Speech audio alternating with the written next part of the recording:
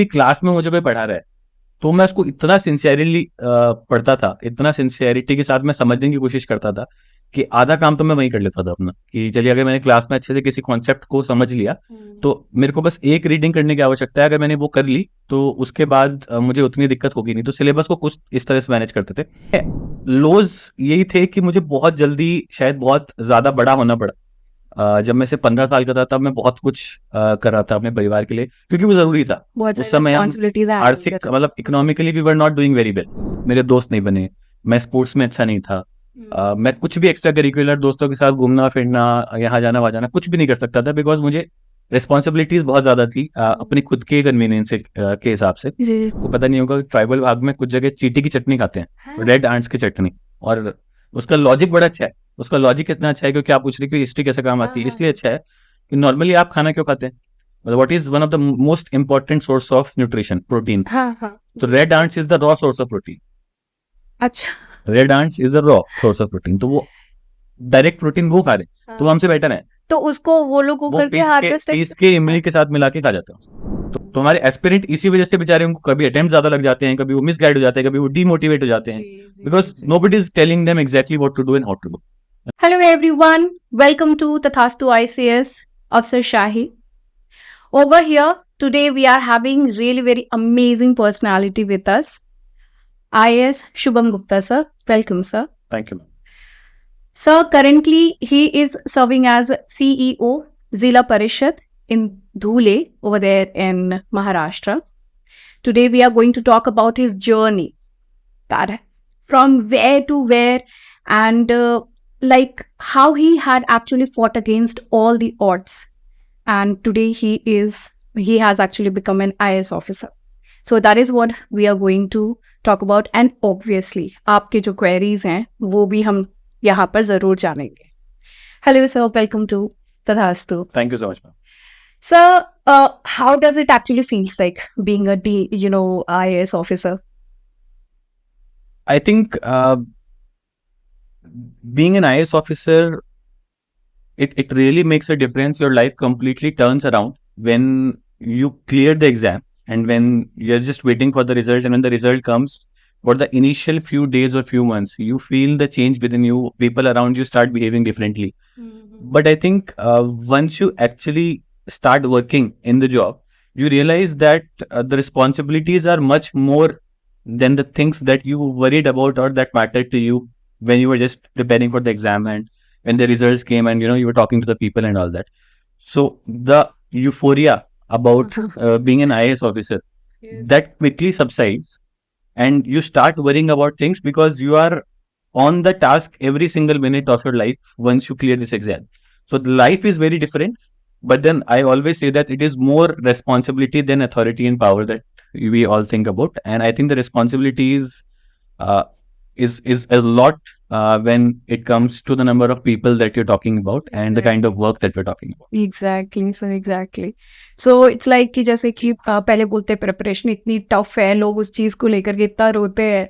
So आपको क्या लगता है, प्रिपरेशन जो ये एग्जाम क्लियर करने के बाद ज्यादा डिफिकल्ट लग रहा है या फिर प्रिपरेशन वाला जोन जो था वो ज्यादा डिफिकल्ट था? मैं तो एक्चुअली अपने प्रिपरेशन के दिन बहुत मिस करता हूँ, टू बी वेरी ऑनेस्ट. तो उस टाइम बहुत मुश्किल लगता था. उस टाइम लगता था कि मैं क्यों इस चीज में पड़ा हुआ हूँ, क्यों मैं आगे नहीं कुछ और कर सकता.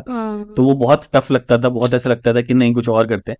बट जब अब सर्विस में आ गए हैं तब वो दिन बहुत याद आते हैं.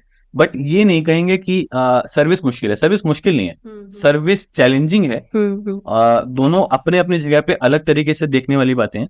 बट मुझे लगता है कि तैयारी के दिन याद बहुत आते हैं. So I think for anybody who is preparing, that is जैसे हमें जो हमारी ट्रेनिंग के दिन है अकेडमी के मसूरी की, वो भी बहुत याद आते हैं. अब जब हम लोग इतना दूर आ गए हैं तो मिलना भी बहुत मुश्किल होता है दूसरे से, बहुत काम है, समय कम है. बट मुझे लगता है कि ओवरऑल एक्सपीरियंस बहुत अच्छा है.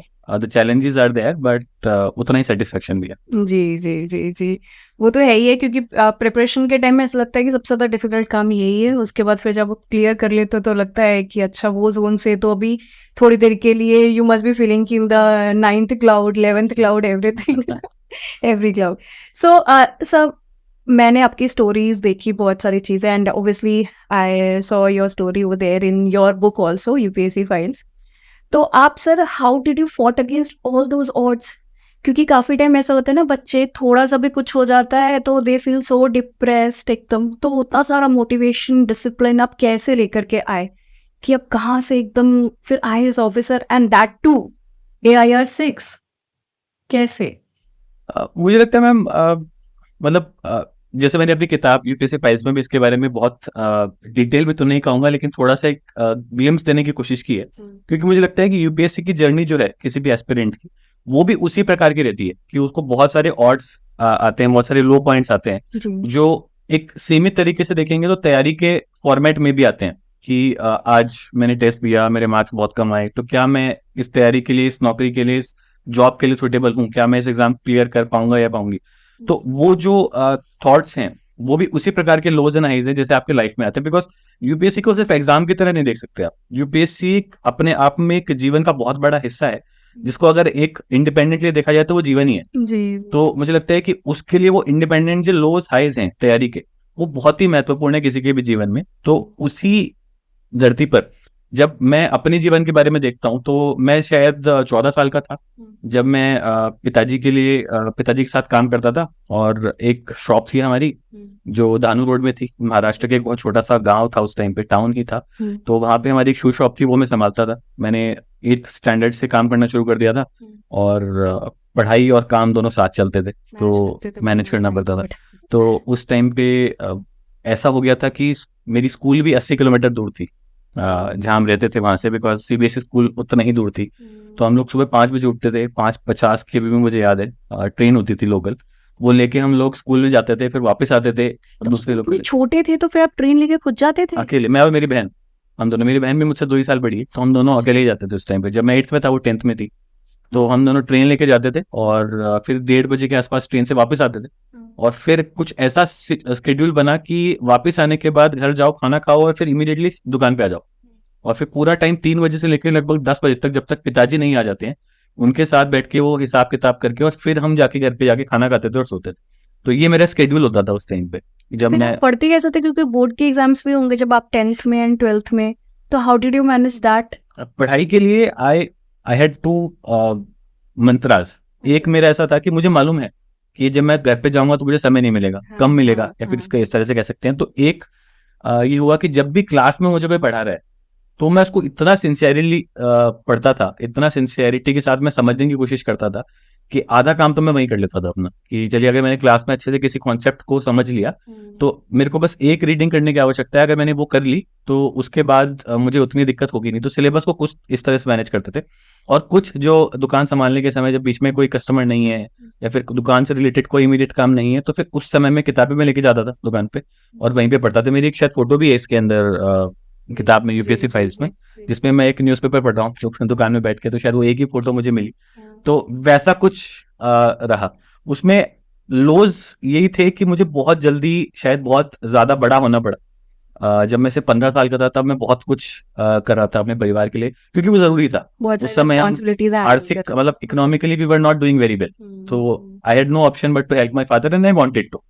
तो वो हेल्प करते हुए मुझे अपने कुछ सेक्रीफाइस करने पड़े। जैसे मेरे दोस्त नहीं बने, मैं स्पोर्ट्स में अच्छा नहीं था, मैं कुछ भी एक्स्ट्रा करिकुलर दोस्तों के साथ घूमना फिरना, यहाँ जाना वहाँ जाना, कुछ भी नहीं कर सकता था, बिकॉज मुझे रिस्पॉन्सिबिलिटीज बहुत ज्यादा थी अपनी खुद के कन्वीनियंस के हिसाब से। तो उन सब चीजों को डील करते करते मेरा जीवन अपने आप में कुछ इस तरह से डेवलप हो गया कि वो अनुशासन, जो डिसिप्लिन की आप बात कर रहे हैं, वो डिसिप्लिन अपने आप ही आ गया। बिकॉज इतना पैक्ड था मेरा स्केड्यूल हर समय, इतनी सारी चीजें थी करने के लिए कि मैं सोच ही नहीं पाता था कि मुझे कुछ करने की जरूरत है। मुझे पता था कि 3 बजे मुझे दुकान पे जाना ही है तो जाना ही है, उसमें there was no scope to plan anything ना। तो वो डिसिप्लिन लाने की जरूरत नहीं पड़ी, बट सर्कमस्टांसेस जीवन के कुछ ऐसे रहे कि वो डिसिप्लिन अपने आप आ गया। और जो लोज एंड हाइस से डील करने का एक जज्बा होता है, वो मुझे लगता है कहीं ना कहीं मैंने मेरे पिताजी से सीखा। बिकॉज उन्होंने भी अपने जीवन में इकोनॉमिकली 2 या 3 बार शायद हम बैंकरप्ट हुए हैं जीवन में, बट मेरे पिताजी ने हर बार, every time we bounce back, and fortunately we are in a good place now. तो वो सिचुएशन जो मेरे पिताजी को मैंने देखा स्ट्रगल करते हुए उस समय, यू लर्न फ्रॉम, तो I really learn from him, and I understood कि अगर अभी हार गए तो खत्म हो जाएगा। तो जब हार के आगे जाके हम मेहनत करके कुछ बनते हैं, तो उसका मजा भी अलग है और उसका जज्बा भी कुछ अलग है। लेकिन सर मैं तो कहूंगी कि आप हारे नहीं एक्चुअली, वो आपको थोड़ा सा सेटबैक जरूर हुआ but you push back, yes, है ना, दोबारा से जो है खड़े होने के बिल्कुल। लिए। मतलब क्योंकि हार, जैसा आप भी बोल रहे हैं, हार वही है जहाँ पे हम मान लें। जब तक हम नहीं गिव मानेंगे अप हार कर नहीं, दिए तो मतलब हार हार आपने गए। गिव अप नहीं किया ना, Yes. So that is not, that is not. That's really very good story, I really like it. So seriously आप कहाँ से कहाँ तक इतना, क्योंकि आजकल के बच्चे हैं ना, मोबाइल अगर हाथ से ले लो तो दे आर लाइक कि मम्मा ने तो पता ही नहीं क्या कर दिया, पापा ने पता ही नहीं क्या कर दिया, some people are committing suicide also just because of that. Correct, correct. इतना सा उनको मतलब झेल नहीं पा रहे हैं, तो this is something which is really wrong on their part ना, लेकिन उनको समझाने कुछ समझ में ही नहीं आता कि कैसे समझाए आदमी उनको। करेक्ट।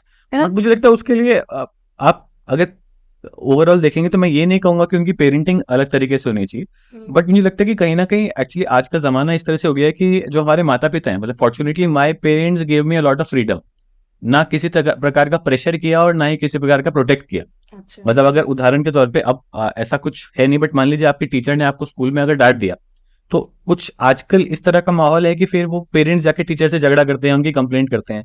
मेरे पिताजी जब पेरेंट्स टीचर मीटिंग में जाते थे तो वो बोलते थे कि आप इसको डांटते क्यों नहीं हो, आप इसको कुछ बोलते क्यों नहीं हो। ये जब मैं क्लास में सेकंड भी आता था तब भी पिताजी बोलते थे कि पढ़ता नहीं है। तो मेरे पिताजी का और माताजी का बहुत अलग तरीके से पॉइंट ऑफ व्यू रहा कि बच्चे को अपने आप पे छोड़ना पड़ेगा और दूसरे लोगों पे भरोसा करना पड़ेगा। मतलब आप समाज पे जब तक भरोसा नहीं करोगे तब तक आपका बच्चा उतना सीख नहीं पाएगा। तो आपके जो समाज के बहुत महत्वपूर्ण हिस्से हैं, जैसे कि आपने कहा टीचर्स बहुत इंपॉर्टेंट है आपके बच्चे के लिए, तो you have to give them that freedom कि वो आपके बच्चे की पर्सनैलिटी को उस तरह से मोल्ड कर पाए। और अगर वो हो गया तो आपका बच्चा ये जो छोटी मोटी चीजें हैं अपने जीवन में या फिर कोई बड़ी भी दिक्कत आई तो उससे फाइट करने में डेफिनेटली सक्षम रहे। हाँ, क्योंकि बच्चे जो है, जैसे कि आप अपने पिताजी से सीखे, वैसे ही पेरेंट्स भी अगर थोड़ा मोबाइल कम यूज करे, इलेक्ट्रॉनिक्स कम यूज करे, और प्लस वो भी इस चीज को दिखाए कि भाई जो टीचर्स हैं उनकी बात सुनो, है ना, जैसे कि आपके पेरेंट्स भी बात सुनने के लिए करते थे कि नहीं तुम्हारी बातों से ज्यादा जो है उनकी बातें इम्पोर्टेंट है ना, तो उस चीज के लिए, तो that is something really good.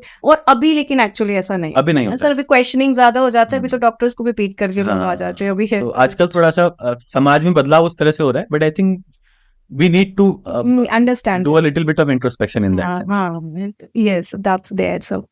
So like अभी जैसे कि प्रेपरेशन की हम लोग बात कर रहे थे, तो प्रेपरेशन में हम लोग हिस्ट्री, ज्योग्राफी, पॉलिटी, सारे सब्जेक्ट्स जो पढ़ते हैं, तो क्या ये सर्विसेज में हेल्पफुल रहते हैं? क्योंकि बच्चे हमेशा यही क्वेश्चन करते हैं कि हमने स्कूल में जो है स्टैटिस्टिक्स पढ़े, ट्रिग्नोमेट्री पढ़ी, अभी तो कोई चीज काम में नहीं आ रही है, तो does it help over there these subjects? Yes and no. Yes, no इसलिए कि अगर आप ऐसे बोलेंगे कि मुझे ट्रिग्नोमेट्री का साइन और कॉस और टेन यूज करना है कि नहीं, बिकॉज एक्चुअली आप दोनों चीजों को देखेंगे पड़ेगा। अगर आप हमारे एजुकेशन पेडागॉगी को देखेंगे तो आपको ये देखेगा कि हम बहुत ज्यादा थियरी पे थे, लेकिन जो न्यू एजुकेशन पॉलिसी आई उसके बाद से हम एप्लीकेशन बेस पे जा रहे हैं। तो अगर ट्रिग्नोमेट्री की भी बात करते हैं तो trigonometry is not taught to just remember the formulas, but trigonometry is taught to apply it in some manner in which it is suppose to be used, right. तो वो एप्लीकेशन जब हो जाएगा तो एप्लीकेशन के बेसिस पे वो use होता है। वो कैसे, आप देखिए, जैसे उदाहरण के तौर पे जब एक आप आईएएस ऑफिसर होते हो तो in a period of about 30-35 years जो आपका करियर रहता है ऑन एन एवरेज, उसके अंदर आप एक इंसान के जीवन में जो भी, एक आम इंसान के जीवन में जो भी है, उसको सड़क पे चलना है, उसको एजुकेशन चाहिए, उसको इलाज चाहिए, हेल्थ की फैसिलिटीज चाहिए जी, उसको एनर्जी चाहिए, उसको बिजली चाहिए, पानी चाहिए, सब कुछ चाहिए ना उसको। तो आप हर एक चीज को टच करते हैं, and everything that is a theory which is being taught to you while you are preparing for this exam, that thing is ultimately related to something which impacts the common person. हाँ, जैसे sir geography हो गया, महाराष्ट्र में जैसे आप पूछते तो कहीं पे ड्रॉट है और कहीं पे ठीक ठाक पानी। आप क्लाउड सीडिंग की बात करें, क्लाउड सीडिंग अभी हमारा पोल्यूशन है तो cloud seeding is become a very important thing. तो आप you never know when what will become important, but that is a short अगर आप एप्लीकेशन पॉइंट से पढ़ेंगे तो हर एक चीज कहीं ना कहीं किसी न किसी समय पे आपके काम में, आपकी नौकरी के दौरान जरूर आएगी। और सर हिस्टोरिकल चीजें कैसे, मतलब जैसे हिस्ट्री है वो कैसे आप रिलेट करते होंगे? हिस्ट्री को फिर आपको वैसे देखना पड़ेगा कि हिस्ट्री डायरेक्टली कभी यूज नहीं आएगी, बट जैसे हिस्ट्री ओवरऑल के बारे में कहा जाता है कि हिस्ट्री अपने आप में खुद बहुत कुछ सिखाता है। हाँ, जैसे तो कि अभी ट्राइबल्स का आप हिस्ट्री के लिए देख ले तो बिल- उनसे जब भी आप पॉलिसीज बनाएंगे तो उसी से रिलेटेड एब्सोल्युटली, जैसे मैं ट्राइबल डिस्ट्रिक्ट में पोस्टेड था एज एसडीएम जी, गढ़चिरौली डिस्ट्रिक्ट में। जी जी तो वहां पे वी वर वर्किंग ऑन, अभी आप देखिए जितना भी ट्राइबल कल्चर है हमारा, fortunately the government of India is actually doing some good work in tribal development now. तो उस समय जब मैं था तो मुझे रियलाइज हुआ कि हम अपने ट्राइबल कल्चर को बहुत ज्यादा वेस्टर्नाइज होते हुए देख रहे हैं, हाँ and we are losing out on the authentic elements of it. तो उसकी वजह से क्या हो रहा था कि जैसे एग्जांपल फिर हमने डिसाइड किया कि हमें कॉफी टेबल बुक बनाते हैं, बिकॉज मेरा ये मानना है कि popularising the culture is the only way of preserving it. जितना आप उसको फैलाओगे उतना बचेगा, वरना खत्म हो जाएगा। जी, जैसे कि सर अभी बीटीएस कर रही है हाँ, अगर वैसे कुछ है, वैसे जैसे वैसे कुछ है, कोरियन कल्चर कितना ज्यादा वैसे कुछ फेमस है, हो गया वैसे कुछ है कि आप जितना उसको पॉपुलर करेंगे उतना ज्यादा लोगों को पता चलेगा, and people will want, and you will also yourself, the tribal people will also want to preserve it, because उसको कोई पूछ रहा है, हाँ right? So they will not want to completely shift to a western format of doing things. जी जी तो हमने रियलाइज किया कि फिर हमने डिसाइड किया कि चलिए हमें कॉफी टेबल बुक सीरीज बनाते हैं। तो वो 3 कॉफी टेबल बुक की सीरीज हमने बनाना शुरू किया। अच्छा उसको बहुत ही रिसर्च के साथ हमने कोशिश की बनाने की। तो ये क्या है कॉफी टेबल मतलब कॉफी टेबल बुक्स होती जिससे ये फोटोज और टेक्स्ट अच्छा का अच्छा जो अच्छा कॉम्बिनेशन होता है, वैसे सीरीज मतलब एक 3 बुक्स का एक सीरीज बनाया हमने, जिसमें 4 ट्राइब्स थे हमारे गढ़चिरौली में, जहाँ पे मैं पोस्टेड था, माड़िया, हल्बी, प्रधान एंड गोंडी। उन चारों ट्राइब्स के ऊपर हमने वो एक कॉफी टेबल बुक बनाया। उसमें हमने बहुत सारे एलिमेंट्स कैप्चर किया, जैसे कि शादी कैसे होती है, कपड़े कैसे होते हैं, रहने के घर कैसे होते हैं, खाना कैसा होता है। जैसे आपको पता नहीं होगा, ट्राइबल भाग में कुछ जगह चींटी की चटनी खाते हैं, रेड आंट्स की चटनी, और उसका लॉजिक बड़ा अच्छा है। उसका लॉजिक इतना अच्छा है क्योंकि आप पूछ रहे कि हिस्ट्री कैसे काम आती है, इसलिए अच्छा है कि नॉर्मली आप खाना क्यों खाते हैं, what is one of the most important source of nutrition, protein. हाँ हाँ तो red ants is the raw source of protein. अच्छा red ants is the raw source of protein, तो वो डायरेक्ट प्रोटीन वो खा रहे, तो वो हमसे बेटर है। तो उसको वो लोग वो वो करके हार्वेस्ट पीस के इमली के साथ मिला के खा जाते हैं। तो कुछ जिंदा होती है, कुछ मर जाती है चटनी, और खा जाते हैं। जिंदा भी तो वैसा उस तरह के एलिमेंट्स उसमें हमने कैप्चर किए। तो हमें क्या रियलाइज हुआ कि we were just thinking about कि इसके म्यूजिक इंस्ट्रूमेंट्स कैसे होते होंगे। तो हमें रियलाइज हुआ कि इतना बड़ा कल्चर, इतनी बड़ी लोक संख्या, जिसमें तकरीबन 25 से 30 हजार लोग एक ट्राइब में बिलोंग करते हैं, वो रहते हैं वहां पे। लेकिन हमें जब उनके म्यूजिक इंस्ट्रूमेंट्स ढूंढना पड़ा तो हमें सिर्फ एक ही आदमी मिला 30,000 लोगों में, जिसके पास अभी भी वो इंस्ट्रूमेंट थे। बाकी सब लोग डीजे में शिफ्ट हो गए। We losing out on that culture. तो उस फॉर्मेट में उस तरह से वो हिस्ट्री बिकम्स वेरी इंपॉर्टेंट जब आप अपना काम कर रहे हो तब भी। बिकॉज ये मुझे क्यों पता था, क्योंकि कहीं ना कहीं मैंने पढ़ा था जी अपनी तैयारी के दौरान कि हिस्ट्री में, ट्राइबल कल्चर में इस तरह के एलिमेंट्स पाए जाते थे। So you never know what will happen. अगर मान लीजिए आप tribal minister of tribal affairs में चले जाते हैं, तो one of your major job is to preserve the tribal culture. So history becomes very important in that sense. Ministry of culture में यही करना है आपको। This is what your job is, कि you have to preserve the culture of the country, of the different parts of the country, and history becomes a very important device to do that. Seriously sir बहुत ही, लेकिन आपने कितना अच्छा काम किया। जैसे कि हमने नॉर्थ ईस्टर्न स्टेट्स है, अब जैसे उसी में हिस्ट्री को अगर हम रिलेट करें तो उन्होंने ऑलमोस्ट अपना कल्चर जो कंप्लीटली खो ही दिया है, Absolutely. राइट? अगर आप भी ये काम नहीं करते, जो 1% बचा हुआ था वो तो भी शायद चले वो भी चले जाते ना, उसकी उनकी आगे आने वाली जनरेशन को भी उसके और बाद शायद लोगों को भी पता भी नहीं चलता कि ऐसे म्यूजिक इंस्ट्रूमेंट्स होते थे। हाँ, जैसे कि अभी आपने इस चीज के बारे में बताया एंड की रियली अमेजिंग दिस थिंग। ये इनमें से कोई पीवीटी चीज भी है या हाँ, फिर? इसमें से एक पीपीटी जी है माड़िया। अच्छा अच्छा, तो उनको तो स्पेशल अभी उनको तो अलग ही तरीके से अलग, ट्रीटमेंट है। हाँ। अभी तो भी एक नया स्कीम नया स्कीम भी है। दैट इज सब। तो इट मीन्स दैट कि अपना जो भी हम सब्जेक्ट्स पढ़ रहे हैं तो एनी हाउ किसी ना किसी तरीके से इट विल जरूर बी काम आएगा। Definitely helping us Yes. Out ना in the future. So any kind of tips sir, जैसे कि आप AIR6 है सर, इतना मतलब टॉप 10 में आना इट्स अ बिग डील। तो फिर आप सर कैसे प्रिपरेशन करते थे? आपका क्या शेड्यूल रहता था? क्योंकि बच्चे जो है जनरली उनका ये रहता है कि हम ये कब पढ़े तो वो कब पढ़े, ऐसे कैसे मैनेज करें, एंड स्पेसिफिकली करंट अफेयर्स का हम मैगजीन से कवर कर लें या फिर हम डेली कवर करें या फिर खुद के नोट्स बनाएं?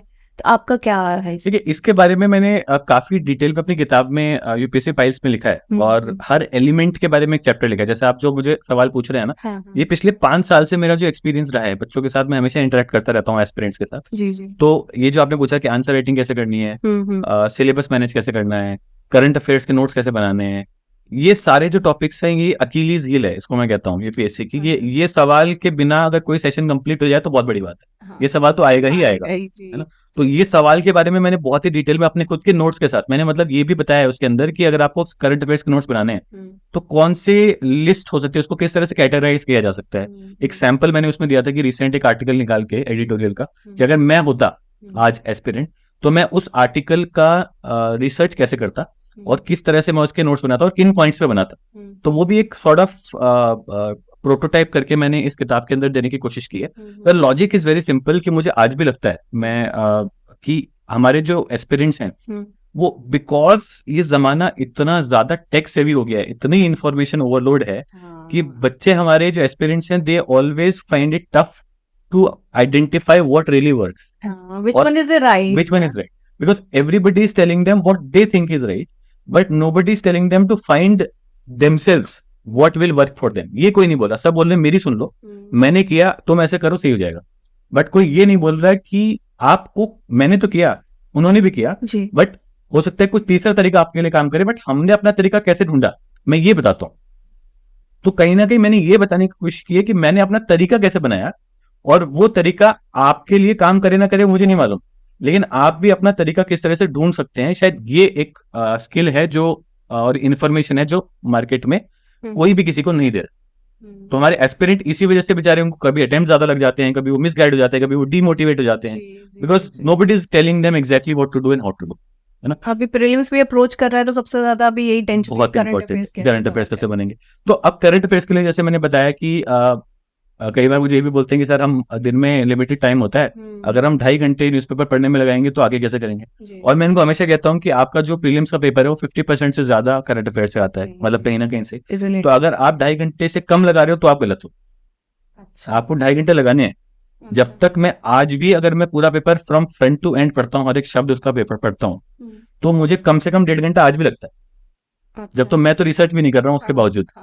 तो अगर आपको खुद सब कुछ पढ़ के रिसर्च करके नोट्स बनाने हैं तो 2.5 घंटा तो लगेगा ही, उससे कम में कैसे करोगे आप, पॉसिबल ही नहीं है। जी right. And just focusing on compendiums which are available, वो that is not the right strategy. आपको खुद की रिसर्च तो करनी पड़ेगी। You can not alternate it with something that is secondary source of information, क्योंकि आपको क्या जरूरी लगता है, जब तक आप रिसर्च नहीं करोगे आपकी अंडरस्टैंडिंग सिर्फ पढ़ने से और याद करने से नहीं बनेगी, आपको खुद रिसर्च करना पड़ेगा उसके अंदर। तो आई थिंक करंट अफेयर्स के लिए उस तरह से प्रोसीड करना जरूरी है। कुछ कैटेगराइजेशन बनाई जा सकती है कि इंडिया इन द वर्ल्ड करके, वर्ल्ड अफेयर्स करके, हुज हु करके, गवर्नमेंट पॉलिसी स्कीम्स करके, ऐसे अलग अलग तरीके के 8-10 कैटेगराइजेशन हो सकते हैं। वो हार्ड एंड फास्ट नहीं है, but I think just to give an idea, मैंने एक ब्रीफ थोड़ा बताने की कोशिश की है what topics can be taken so that students understand and it is helpful for them when they're appearing especially for mains, जहाँ पे GS 1, 2, 3 में divisions हैं सब्जेक्ट वाइज, मोटा मोटा इतना स्ट्रिक्टली कोई फॉलो नहीं करता, बट फिर भी काफी हद तक डिविजन्स हैं। तो you can just pick up those topics for current affair when you revising and it will be helpful for you. Answer writing का भी वैसे ही कि आंसर राइटिंग किस तरह से की जानी चाहिए, आंसर राइटिंग में आपको कब शुरू करना चाहिए। तो मैं हमेशा कहता हूँ कि अगर आप इस तरह के कॉलेज से पढ़े हो जहाँ पे आपको 2 से ज्यादा पेज का आंसर लिखना होता था डिस्क्रिप्टिव फॉर्म में, तो आपको प्रीलिम्स से पहले आंसर राइटिंग करने की जरूरत भी नहीं है। अच्छा। आप सिर्फ प्रीलिम्स के बाद क्लियर करने के बाद में, मतलब आपने जब पेपर लिखा उसके अगले दिन से भी अगर आप आंसर राइटिंग शुरू कर देंगे, so that is more than enough, उससे ज्यादा आपको करने की आवश्यकता नहीं है। Sir thank you for these kind of tips, है ना। सर जैसे आंसर राइटिंग की जैसे आपने अभी मेंशन किया, तो आंसर राइटिंग में किस तरीके से कुछ मतलब आपका आंसर जो है थोड़ा ज्यादा प्रेजेंटेबल लगे, बेटर लगे। हैंड राइटिंग के इशू बच्चे बहुत ज्यादा बोलते हैं, कभी कभी तो ये भी क्वेश्चन आ जाता है कि मैम पेन कौन सा यूज करें, तो आपने कौन सा पेन यूज किया? तो एक्चुअली मुझे टू बी ऑनेस्ट याद नहीं है मैंने कौन सा यूज किया था, बट ये पक्का याद है कि दोनों अटेम्प्ट्स में मैंने भी इंश्योर किया, once I became comfortable with a particular pen, है मुझे नाम याद नहीं है, मैंने वही पेन दोनों मेंस में यूज किया, क्योंकि मुझे भी लग रहा था कि कंफर्ट बहुत जरूरी है, बिकॉज बहुत ज्यादा लिखना है। So if you are really always struggling with your pen, तो आप पेन पे ज्यादा ध्यान दोगे, दिमाग पे कम, तो वैसा नहीं होना चाहिए। इसलिए आई यूज द सेम पेन, नाम मुझे याद नहीं है, बट आप मानोगे नहीं कि मैंने ये बात भी पेपर उस किताब में लिखी हुई है कि आपको पेन कैसा चूज करना है, कौन सा पेन यूज करना है, अगर आप प्रीलिम्स दे रहे हो तो किस तरह से आपको सर्कल्स मार्क करने होंगे मार्कशीट में, ये सब चीजें भी मैंने उस किताब में लिखी है। उसका लॉजिक बड़ा सिंपल है, जैसा आप बोल रहे हैं ना, मुझे मालूम है कि क्या क्या आप सोचिए कि आप मतलब उस साइड ऑफ पेज में रहे हैं ना, उस साइड में की वजह से एस्पिरेंट से बात करते करते आप कुछ ऐसे वियर्ड सवाल भी मुझसे पूछे गए हैं जो मुझे लगता है कि जैसे क्वेश्चन उस समय मुझे लगा कि यार ऐसे ये क्या सवाल हुआ, जैसे कि कौन सा पेन यूज करना है, अरे क्या फर्क पड़ता है, कोई भी पेन यूज करो, बट पड़ता है एस्पिरेंट के दिमाग में फर्क पड़ता है, हाँ जी, चाहे प्रैक्टिकली फर्क पड़े ना पड़े, बट एस्पिरेंट को फर्क पड़ता है, और शायद इसीलिए उस चीज का जवाब होना भी जरूरी है। तो उसका जवाब मैंने देने की कोशिश की है। एंड यस, हैंड राइटिंग से फर्क पड़ता है, बट उतना नहीं। हैंड राइटिंग से फर्क उतना पड़ता है कि अगर आप जो लिख रहे हो वो समझ ही नहीं आएगा तो फर्क पड़ेगा। जी, yo at least your handwriting should be legible, उतना तो करना ही पड़ेगा आपको। बट कि बहुत कर्सिव हैंड राइटिंग होनी चाहिए, बहुत ही सुंदर होनी चाहिए, ऑफकोर्स टाइम टेकिंग जितना अच्छी हैंड राइटिंग होगी उसका हो सकता है कि 1 या 2% फर्क पड़े। वो अच्छी भी बात है, क्योंकि जिसने बचपन से हैंड राइटिंग अच्छी करने में मेहनत की उसको थोड़ा फायदा भी होना चाहिए। जी, जी, but it doesn't matter, it is not the differentiating factor between failure and success, but your answers की किस तरह से आप स्ट्रक्चर कर रहे हो, किस तरह से आप कंटेंट को प्रेजेंट कर रहे हो, वो बहुत इंपॉर्टेंट है। मुझे हमेशा लगता है कि आंसर में किसी भी प्रकार का आंसर हो तो उसमें इंट्रोडक्शन और कंक्लूजन होना जरूरी है, एटलीस्ट यूपीएससी के बारे में हम बात करेंगे तो। जी, और उसके अंदर फिर आप पॉइंट्स में लिखते हैं, पैराग्राफ में लिखते हैं, डायग्राम बनाते हैं, फ्लो चार्ट बनाते हैं, that's a personal choice, I have never done that. मैंने हमेशा पैराग्राफ फॉर्मेट में लिखा है, लेकिन मैं बहुत सारे ऐसे लोगों को जानता हूँ जिनका फ्लो चार्ट में बहुत बनाया तो भी एग्जाम क्लियर हुआ है, अच्छी रैंक के साथ हुआ है। पॉइंट्स में लिखते थे सारे आंसर तो भी अच्छे रैंक आए हैं। But it depends on you, आपको ढूंढना पड़ेगा कि आपकी कंटेंट कितनी हैवी है। अगर आपके पास अच्छी कंटेंट है तो आप पॉइंट में भी लिख सकते हो। अगर आपको 10 पॉइंट लिखने के लिए आपके पास उतनी कंटेंट है तो you can write N answer in points. But अगर आपके पास 5 ही है तो आप पॉइंट्स में लिखोगे तो बहुत जल्दी खत्म हो जाएगा ना। तो फिर then you may be want to make the transition to paragraph. Okay, तो उसमें हाईलाइट कर दो, उसमें हाईलाइट कर दो चीज है। तो कौन कौन सी चीज करनी है आपको। मैं हमेशा कहता हूँ कि आंसर राइटिंग का बड़ा सिंपल फॉर्मूला है। जी, आंसर राइटिंग का फॉर्मूला है कि think of yourself as an examiner, कि मैं चेक कर रहा हूँ मेरे को क्या चाहिए। When I am checking, when I am giving you the marks, मुझे चाहिए एक शुरुआत में कि भाई क्या बता रहे हो ये बता दो, किस बारे में बात करने वाले हो, make that is an introduction. बीच का जो पार्ट है वो मेरे लिए make my life easy. How, या तो मुझे पॉइंट्स में बताओ ताकि मैं फटफट पढ़ लूँ, या मुझे पैराग्राफ में अंडरलाइन करके दो कि ये वाला पार्ट मैं इसमें कहना चाह रहा हूँ। 10 लाइन मैंने लिखी है बट इसका जिस्ट ये 1 लाइन में है जो मैंने अंडरलाइन किया। ऐसे करते करते लास्ट में आप एक कंक्लूजन लिखो जिसमें आप बताओ कि मैंने आपसे ये पूछा था और इसके मैंने इस 3-4 पॉइंट्स के आधार पे ये जवाब दिया और मेरा स्टैंड इसके बारे में ये। अगर आपने इतना कर दिया तो आपका ओवरऑल जो आंसर है वो अपने आप में बहुत अच्छा निकलेगा। मैं हमेशा कहता हूँ कि the impression is made at the introduction but the marks are given at the conclusion. तो आपका जो कंक्लूजन इंट्रोडक्शन है वो बहुत बढ़िया होना चाहिए। अगर आपका बॉडी एवरेज भी रहा तो भी मार्क्स अच्छे मिलेंगे। नाइस लाइन है। ये तो बच्चों के दिमाग में एकदम छप जाना चाहिए। बहुत सही आपने कहा। वैसे सर, अभी तो हमने पूरे एग्जाम की प्रिपरेशन कर ली, इंटरव्यू का सर अब बताइए, इंटरव्यू कुछ ऐसे वियर्ड टाइप कुछ क्वेश्चन आते हैं क्या? क्योंकि ये यूट्यूब पे बहुत ज्यादा रहता है, यूपीएससी में ऐसे अजीब से क्वेश्चन पूछे गए, वैसे पूछे गए, आपसे कुछ वैसा कोई क्वेश्चन था? मैं एक्चुअली वो सवाल बताने से पहले मैं ये बताना चाहूंगा कि मुझे लगता है कि इंटरव्यू यूपीएससी का ना ऐसा स्टेज है जो सबसे ज्यादा अनइन्फॉर्म्ड है जिसके बारे में हमारे एस्पिरेंट्स, मतलब, और उसका कारण बहुत सिंपल है कि इतना सब कुछ है अवेलेबल बट इंटरव्यू के बारे में कुछ नहीं। मतलब आप कितना भी यूट्यूब सर्च कीजिए, कितना भी आप गूगल सर्च कीजिए, आपको इंटरव्यू के बारे में बहुत मटेरियल नहीं मिलेगा। और उसका रीजन यही है कि nobody is telling you what exactly happens. इसलिए जब एस्पिरेंट सीधा इंटरव्यू बोर्ड में जाता है तो कुछ लोग तो अच्छा कर पाते हैं, काफी लोग ऐसे होते हैं जो घबरा जाते हैं, जिनको बहुत ही एक्स्ट्राऑर्डिनरी लगता है जो हो रहा होता है, और they are not able to express their real self. मेरे साथ भी हुआ था। मेरे पहले इंटरव्यू में 124 ही है, इसी वजह से कि मैं गेज ही नहीं कर पा रहा था कि क्या करना है, किस तरह से मुझे रिस्पॉन्ड करना है सिचुएशन को। सेकंड अटेम्प्ट में 184 है, बिकॉज फर्स्ट एक्सपीरियंस के बाद आई वाज रिलेटिवली स्केयर्ड कि मेरे मार्क्स बहुत कम आए थे पिछली बार, तो मुझे डर बहुत लग रहा था, but comfortable because at least surroundings और कंफर्टेबल, मैं थोड़ा सा पहले उन चीजों को देख चुका था। तो जब इंटरव्यू चल रहा था मेरा, तो इंटरव्यू के दौरान मुझसे एक सवाल पूछा गया। वो सवाल ऐसा था कि मेरे जो चेयरपर्सन थे, ऐसे हम बैठे थे, 5 लोग इंटरव्यू पैनल में होते हैं, सामने ऐसे ही मेरे चेयरपर्सन बैठे थे, और लास्ट सवाल था उस इंटरव्यू का, 25 मिनट हो चुके थे। और बहुत ही एग्जॉस्टिंग होता है वो 25 मिनट, बहुत दिमाग आपको एक्टिव स्ट्रेसफुल रहता है। तो उन्होंने वो एक पासपोर्ट साइज फोटो हमसे मांगते हैं जब हम इंटरव्यू में जाते हैं बाहर, तो पासपोर्ट साइज फोटो थी, उन्होंने फोटो उठाई और मुझे बोला कि इज दिस यू। तो मुझे नहीं समझ में आया कि मुझे क्या जवाब देना है इसका, मतलब obviously this is me, but I can not appear clueless ना। तो मैं बोला, मतलब I gave an answer in accordance की I think to this date I don't know what he was trying to check.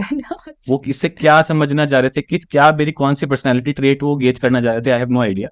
But बहुत ही weird question था, मैं कि ये कैसा सवाल है। तो मुझे अभी भी याद है उस पैनल में जब मैं बाकी उनसे बात कर रहा था कैंडिडेट से, तो उस पैनल में everybody was being asked, the first question was tell me something about lilies. अच्छा, दिस इज अ क्वेश्चन। आपसे भी पूछेंगे मुझसे अपॉर्चुनिटी नहीं मुझे मुझे पता ही नहीं था। मुझे सिर्फ ये पता था उसका कलर कौन सा होता है, बाकी मुझे कुछ नहीं मालूम था लिलीज के बारे में। But this out of nowhere? सबका पहला क्वेश्चन बैठते ही आपसे पूछेंगे tell me something about lilies.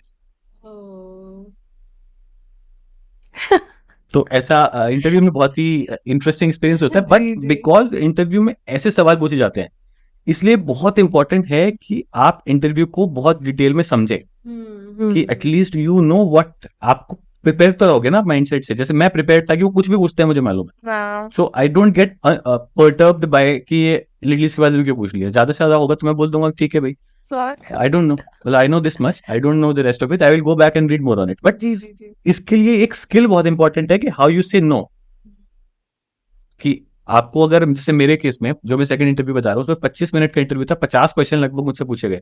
तो उन 50 क्वेश्चन का सारा जवाब तो मैं दे ही नहीं सकता, कोई भी नहीं दे सकता।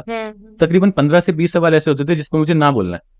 तो वो नो बोलने के लिए मुझे एक ही तरीके से मैं नो बोलूंगा तो एग्जामिनर को बुरा लगेगा ना। तो मैंने क्या किया कि मैंने उससे पहले कम से कम 10 तरीके ढूंढे थे कि मैं नो कैसे कैसे बोल सकता हूँ। अच्छा, आपने पूरा रिसर्च मैंने किया था? पहले से किया था कि मैं अच्छा। 10 तरह से नो बोल सकता हूँ, कि मुझे नहीं आता, मैं याद किया था बट मैं भूल गया। और भी बहुत तरीके होते हैं, वो तरीके भी 10 के 10 तरीके मैंने एक चैप्टर के थ्रू इस किताब में दिए हैं ताकि एस्पिरेंट्स को थोड़ा हेल्प हो। But that is a very important skill. आप सोचिए कितनी छोटी बात है बट कितनी इंपॉर्टेंट बात है। हाँ, अगर आप इंटरव्यू पॉइंट से सोचेंगे तो सब जैसे पहले ही क्वेश्चन व्हाट इज लिली, तो क्या बताएं तो हाँ उसके बाद पहले ही घबरा जाएगा बच्चा, तो उसके बाद क्या ही बोलेगा ना। Exactly. तो वो तो वो बहुत छोटी छोटी बारीक चीजें, बट वो मुझे लगता है बहुत महत्वपूर्ण है, और स्पेशली इंटरव्यू के बारे में। जी, जी। Sir, any memorable moment from your training period या फिर जो सर्विसेज में? मतलब बहुत सारी हैं, बट जो मैं सबसे ज्यादा सब मेरे बोलते जो हिट किया आपके माइंड में? मतलब अगर मुझे जैसे आपने सवाल पूछा, जो मुझे सबसे पहली एक इंसिडेंट याद आई वो ये था कि not related to an experience as an officer, but an event like कि जब मैं ऑडिट एंड अकाउंट में था तब हम लोग मसूरी गए। सबको, मुझे भी आईएएस बनना था, तो बट जब मैं ऑडिट एंड अकाउंट सर्विस में था, तो जब हम लोग उस समय इंटर सर्विस मीट करके एक इवेंट होता था, तो हम लोग ऑडिट एंड अकाउंट्स को रिप्रेजेंट करने के लिए लबस्ता गए थे मसूरी। अच्छा, ये आपके फर्स्ट सिलेक्शन में? फर्स्ट सिलेक्शन के बाद उस समय 2017-18 की बात मैं कर रहा हूँ, तब हम लोग मसूरी गए थे अकेडमी में, वहीं हम लोग रहे वगैरह सब कुछ। तो लास्ट डे पे मेरे जो बाकी ऑडिट के बैचमेट्स थे वो सब लोग लबस्ता की ट्रैक सूट खरीद रहे हैं, खुद के लिए और अपने परिवार वालों के लिए भी। तो मुझे भी बोला तू भी खरीद ले, बहुत अच्छा है, लबस्ता का है, लबस्ता है। मैंने कहा बट मैंने नहीं खरीदा, क्योंकि मैं खरीद ही नहीं पाया। मुझे लगा कि मैं डिजर्व नहीं करता, जो चीज मैं डिजर्व नहीं करता वो मैं कैसे पहन लूं। मैं मतलब what gives me the right to wear the LBSNAA track suit. सिर्फ सब कुछ पैसा नहीं है कि पैसा देके खरीद लिए, this is something that you have to earn. तो जब मैं फाइनली ऑल इंडिया रैंक 6 मेरी आई, जब मैं आईएएस बना, जब मैं पहले दिन मसूरी एकेडमी में कदम रखा, वहां पे जब मुझे वो ट्रैक सूट दिए गए, तो that was a very very fond memory that I always have. उसकी फोटोज भी मैंने इसमें लगाई हैं। वो बहुत ही स्पेशल मोमेंट था मेरे लिए, because it took me 2 years of it. I already had done hard work before that, but मुझे उस मोमेंट के बाद कम से कम 2 साल की मेहनत और लगी जब मैं उस मोमेंट तक पहुंच पाया। और जब मैं पहुंच पाया तो मुझे अपना वो डिसीजन सही लगा कि शायद मैं अगर वो ट्रैक सूट तो अब खरीद लेता तो शायद आज यहाँ पे नहीं होता। उस टाइम आप सेटिस्फाई हो जाते। तो मैं शायद नहीं, मोटिवेशन था मेरे लिए कहीं ना कहीं वो, कि मुझे वो चाहिए और हक से चाहिए। Sir seriously you wanted to own it एकदम, कि मेरे को एकदम चाहिए, वैसे ही चाहिए, ऐसे नहीं चाहिए सिंपल शॉर्ट तरीके से नहीं। हाँ sir, really amazing. Sir, any kind of challenges while being CEO in Zila Parishad का?